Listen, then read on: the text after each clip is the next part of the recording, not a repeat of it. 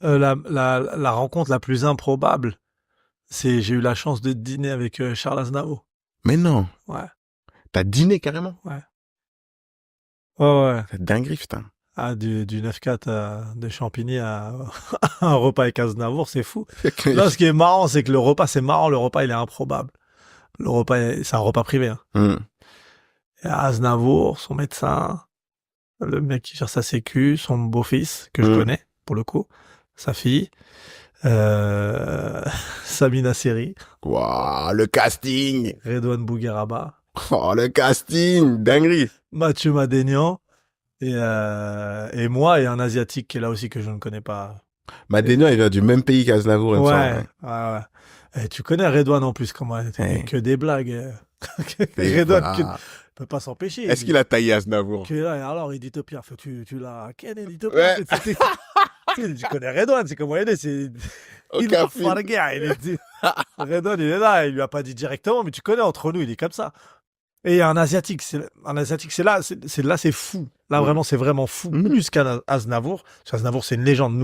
Moi, méga fan d'Aznavour, mes grands frères dans ma famille, Aznavour, c'est Aznavour. Ok, la plus grande légende de la musique française. Et de loin devant tout le monde. Et l'Asiatique, je parle avec lui et tout, ça va et tout. Il me dit, t'es d'où et tout? Il me dit, moi, je suis de Corée et tout. Et je dis, ok, cool. Et tu sais, quand on dit je suis de Corée, toi, dans ta tête, il n'y a qu'une Corée. S'il y a un mec que tu croises dans un autre pays, il dit je suis de Corée, il est de Corée du Sud. C'est sûr, grave. D'accord. Donc tranquille, ouais, moi je suis là, je fais des blagues, il dit ah super, faudrait que je vienne au spectacle et tout. Le mec est super cool. Après je dis et toi, il me dit oh moi je voyage un peu et tout. Et, non mais en ce moment mon frère il veut me tuer. Tu sais, le mec il me dit ça, il dit, en ce moment mon frère il veut me tuer. Je dis comment? Et tu sais, je lui dis vas-y, c'est de ma gueule. Peut-être je lui dis que j'étais humoriste, il va me faire des blagues. Je vais voir le beau-fils, je vais voir Jean-Rachid, c'est le beau-fils d'Aznavour. Je lui dis, et puis sérieux, lui, il me dit son frère veut le tuer et tout. Je lui dis, c'est qui son frère? Je lui dis, non, il me dit, c'est Kim Jong-un. Mais non. La vie de ma mère. C'était Kim Jong-nam à côté de moi. Il avait la même gueule? Bah, non. Est-ce qu'il avait il avait pas la coupe? Il avait pas la coupe nationale? Non, parce qu'eux, ils sont demi-frères. Okay. Lui, c'est le grand frère. Ils ont le même père. Kim Jong-il, c'est le même père. Lui, c'est le grand frère. D'accord? C'était lui, et lui, à la base, il était censé être l'héritier. Ouais. D'accord? Du pays. C'était lui qui devait diriger la Corée du Nord. Mais comme il est parti au Japon avec un faux passeport pour aller à Disneyland, il s'est fait attraper par les autorités japonaises. Donc du coup, il a été envoyé en Corée du Nord et c'est sorti dans la presse. C'est nul. Ouais, c'est nul. Il voulait aller à l'Euro Disney? Ouais. Il voulait aller à l'Euro Disney? Il a perdu le pouvoir à cause de Il a perdu. Mais non. Ouais. Il a voulu faire kiffer les enfants. C'est un bon papa, en vrai. Papa, tu vois ce que je veux dire?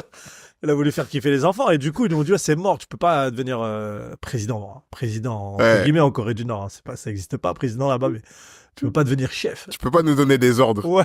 Tu peux plus. Ils ont dit, c'est mort. Ben, Mickey, c'est quand même ce qui représente le mieux le capitalisme. Tu vois ce que je veux dire? Nous, on est des cocos, nous, on peut pas. Donc, ils nous ont dit, c'est mort. Ils ont donné au petit frère. Le petit frère, il est ouf. Aïe, aïe, aïe. Le petit frère, il est son demi-frère, mais il est ouf, le petit frère. Il est ouf. Le petit frère, il veut tuer tout le monde.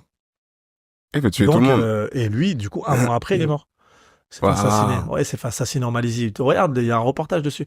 Il s'est fait assassiner à l'aéroport. Il a été empoisonné. T'as pas vu les vidéos? Non, j'ai pas vu. Ils ont embauché 2 meufs. L'histoire, elle est folle. Ils ont embauché 2 meufs sur Internet pour leur faire des caméras cachées pendant 1 an. Pendant 1 an, ils leur faisaient faire des caméras cachées à des filles à qui ils promettaient la gloire. Tu sais, ils se sont fait passer pour des Japonais. Alors on dit, ils les mettaient sur YouTube et tout.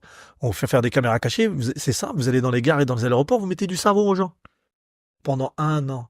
Tout ça pour l'attraper. Une fois qu'ils l'ont attrapé, ils l'ont mis, mais c'était pas du savon ce jour-là. Ils l'ont mis, tac, 15 minutes après, il était mort. Et il était gentil de ouf. Et il était là au repas avec Aznavour. Il était là, frère. Mais qu'est-ce qu'il foutait là? Parce que c'est un fils de dictateur et il a fait ses études en Suisse. D'accord. Tu comprends? Aznavour, il vit en Suisse. Putain. À Genève. Tous les fils de dictateurs font leurs études en Suisse. Putain. Tu vois, je pense que tous les fils de Mobutu, ils ont tous été là-bas. C'est possible, hein. C'est fort possible. Tu vois. Tous les fils des chefs d'État africains vont en Suisse parce que c'est un pays neutre. Et surtout financièrement. Ils ont tous des comptes là-bas, donc c'est plus facile. Ouais. Et du coup, le repas avec Aznavour? Je me rappelle d'Aznavour, des anecdotes de fou qu'il te raconte. Putain, c'est incroyable. Aznavour, mec. Et là, frère, je suis là, je dis, mais attends, toutes ces années en bas du bloc, Je suis Et là là. avec Aznavour, 95 piges. Putain. Il te raconte sa vie, elle est folle. Tu sais, Il est là, il dit ouais, quand Richards il m'a appelé pour la mama, j'ai été là-bas aux États-Unis. C'est un truc de fou. mais tu sais, ça me donne des frissons ce que tu me dis parce que la phrase que tu viens de dire là, c'est d'où on vient, tu vois, et les rencontres qu'on fait grâce à notre Ouais, c'est un métier. truc de fou. Gars, moi, j'ai fait des rencontres et des fois, je suis là, je me dis, putain, en face de moi, j'ai un mec, mais même des gens plus accessibles. Hein. Tu sais, par exemple, moi, j'ai quelqu'un dans mon répertoire que je côtoie de temps en temps et même pendant un moment, on a bossé ensemble. C'est Passy. Ouais. Grand monsieur. Passy, on a écouté, tu vois ce que je veux Ouais, dire? ouais. Des mecs comme ça que t'as écouté quand t'étais petit et tu te retrouves face à lui et qui te parle Ouais. de manière normale, détente, tu vois ce que je veux dire? Et on est en train d'échanger, on est en train de bosser même ensemble. Des fois, j'étais là en train de bosser avec lui. Et je me dis, putain, ce mec-là, je l'écoutais quand j'étais Ah petit, tu bon. vois. Ce mec-là, il a changé une partie il a fait partie de ma vie et il a changé une partie de ma vie, il m'a ambiancé, tu vois ce que et aujourd'hui, je suis là. Bon, grâce à mon travail aussi, Oui, bien et sûr, bien sûr. mais je suis aujourd'hui là en train de faire. C'est marrant que tu parles de ça parce que quand t'es dans ces moments-là, de prendre un peu de hauteur et te dire putain, voir le Ahmed Sparrow que t'étais quand t'étais Ah plus ouais. petit, tu vois, Ah ouais. qui écoutait Aznavour et se retrouvait à une table Mais avec lui. c'est con, mais Et plein de gens comme ça on fait plein de rencontres aujourd'hui grâce à notre métier. Et des fois, je suis dans cet état où je réalise, je me détache et je me dis putain, là je suis avec un tel, là je suis avec tu sais, des mecs, même des gloires de notre enfance, tu vois, où là je suis avec tel acteur, ou ouais, là, c'est oh, un un truc tel de me suit. Ouais, Dernièrement, il y a Marie-Josée Pérec qui m'a suivi sur. incroyable. J'ai Jean Dujardin qui me suit sur Ouais, Insta. incroyable. J'ai Ouais. des fois tu reçois un appel, on vit quand même des vies Ouais, sympas, de tu ouf. vois, en tant qu'artiste. Des fois tu reçois un appel, c'est un mec du 113 qui t'appelle, c'est Mokobe, ou c'est, tu vois ce que je veux dire? Ouais. Ou Thomas qui t'envoie un mail. Ouais. Ou tu vois ce que je veux dire? Des fois, c'est bien aussi de prendre du recul. Et je C'est trouve un ça truc de ouf. ouf. Quand tu l'as dit, ça m'a donné Non, mais parce que moi, je le vois, des fois, tu sais, le fait que la personne, elle t'appelle par ton prénom. Aussi. Tu vois ce que je veux dire? Ou qu'elle connaisse ton taf. Tu vois, moi, j'étais à une avant-première, il y avait Robert Pires Mm. et Olivier Daco, et moi, je m'entends bien avec Robert Pires. Tu vois, tu dises Robert Pires. Ouais. Moi aussi, On j'en ai des rigole fous. et tout. Non, mais j'ai regardé les yeux dans les bleus comme un ouf. L'Euro 2000, je criais chez moi. Mm. Mon père, il voulait me tuer parce qu'ils étaient partis dormir, ils pensaient Ouais. qu'on était éliminés. Quand Pires, il fait la passe à Oui. Trezeguet, tout ça. Oui, oui, oui. Et la reprise. Je réveille tout le monde, ils Ah, voulaient laisse me tomber. tuer et tout. Et là, ça va, Ahmed et tout. Et mes neveux, ils voient. Mm. Ils connaissent Pires, même s'ils sont jeunes, quand il a arrêté bien avant qu'ils Ouais. ils comprennent et tout, mais ils savent qui est Robert Pires. Mm. Et qu'ils me voient rigoler avec lui comme si c'était mon pote, ou rigoler avec Olivier Dinguerie. Dacour comme si c'était mon pote. C'est une dinguerie. Tu sais, t'es là, et moi, dans ma tête, en prenant du recul, je dis, ouais, c'est un truc de ouf quand même.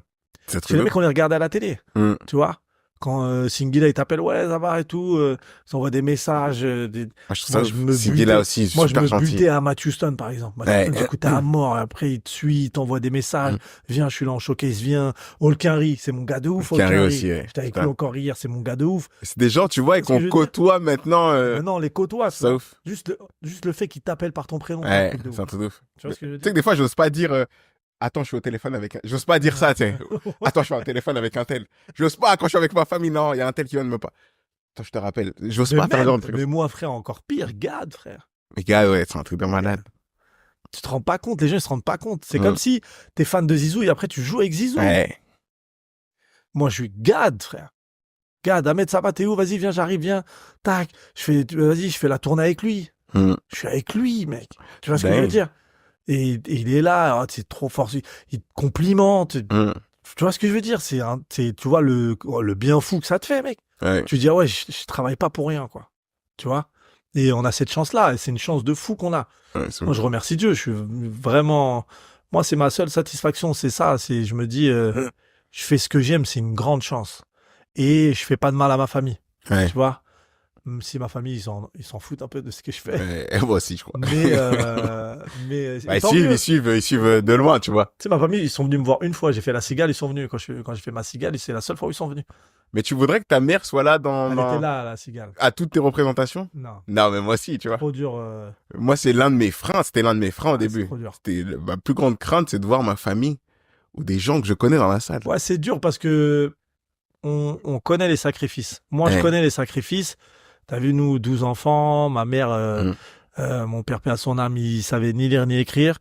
Ils nous ont élevés ils ont élevé 12 enfants dans un pays, Ouais, dans un pays qui n'est pas le leur et dans ils avaient lequel pas ils les n'étaient pas les codes. bienvenus. Ouais. Tu vois ce que je veux dire? Et le fait d'être sur scène devant 1000 personnes et eux, ils sont là dans la salle, tu sais, c'est dur. Tu te dis, le parcours, il est là. Ouais. Eux, ça les touche. Et toi, ça te touche forcément, tu vois. Donc, vaut même pas qu'ils viennent... De ouf. Ouais, c'est la chose. Et pour terminer, c'est quoi le meilleur conseil qu'on t'a donné? Le meilleur conseil qu'on t'a donné, conseil que tu pourrais partager? Ah, j'ai eu beaucoup de bons conseils, hein. Tu sais, dans ce métier, il faut pas écouter ce que les gens disent sur les gens. Ouais. Il faut rencontrer les gens, Ouais. parler avec eux et apprendre à les connaître. Parce que c'est tellement un métier de blabla. On fait que parler, en fait. Tu vois ce que je veux dire? Que forcément, il y a des choses mauvaises qui se disent sur les uns et les autres. Faut pas. Je suis pas de ces gens-là, moi. Je suis pas je critique pas les gens en public. Ouais. Ou dans mon spectacle, je vais pas dire un nom d'un truc que j'aime. Je fais pas ça. Je déteste ça. Parce que, comme t'as dit, il y a de la place pour tout le monde. T'aimes pas quelqu'un, t'en parles pas. Il y en a, malheureusement, ils aiment bien. Donc, déjà, aller apprendre à connaître les gens. Mais il y a plein de gens qui m'ont donné des bons conseils. Dans l'humour. En humour. Non, dans la vie même. Pas obligé de parler que d'humour. Ah, mais non, mais en humour, en conseil, Kader Aoun était de bons conseils. Kader Aoun, j'ai eu de très très bonnes discussions en loge avec lui. Kader Aoun, c'est ouf. Kader Aoun, parce qu'il est...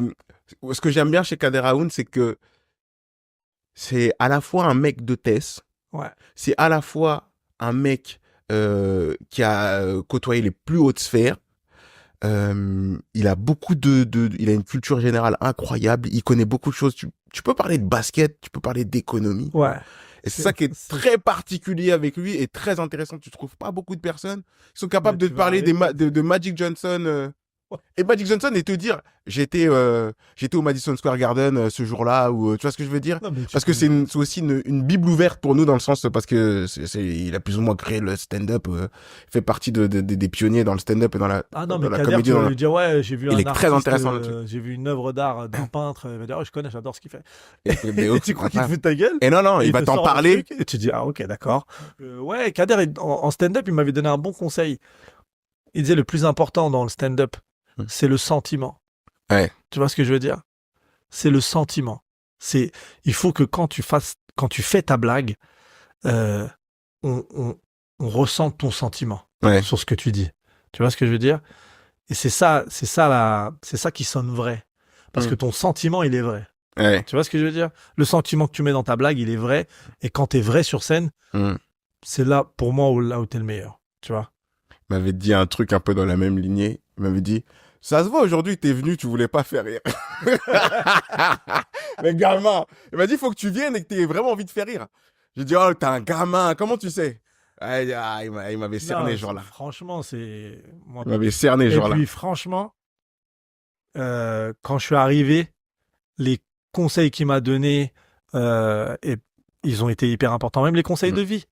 Et tu sais, d'avoir quelqu'un où tu te dis, comme je t'ai dit encore, quand t'as quelqu'un qui te ressemble, qui vient d'un quartier ou quoi, et qui a atteint ce genre de sphère, tu gagnes du temps. Ouais. Tu vois ce que je veux dire? Malheureusement, on manque beaucoup de gens qui... Tu vois, quand je t'ai dit Jamel, il a fait gagner du temps à énormément de gens. Jamel, il a fait gagner des années, peut-être même des décennies, Jamel. Bien sûr. Tu vois ce que je veux dire? Donc, sans Jamel, en France, on s'intéresserait même pas au stand-up américain. Tu vois ce que je veux dire? C'est ouf, hein? Non, c'est ouf. Donc, et puis... quand tu discutes avec Gad aussi, il a des bons conseils, Gad. Mais une chose qui est primordiale, c'est que déjà, on fait du stand-up, donc la priorité, c'est de faire rire les gens. Ça, faut pas l'oublier. Et la deuxième chose, c'est que c'est pas une course de fond. C'est pas un sprint, c'est une course de fond, pardon. Tu vois. Le stand-up, c'est pas un sprint, c'est une course de fond. On verra dans 10 ans qui sera encore là. Si on a la chance. La vérité du terrain, mec.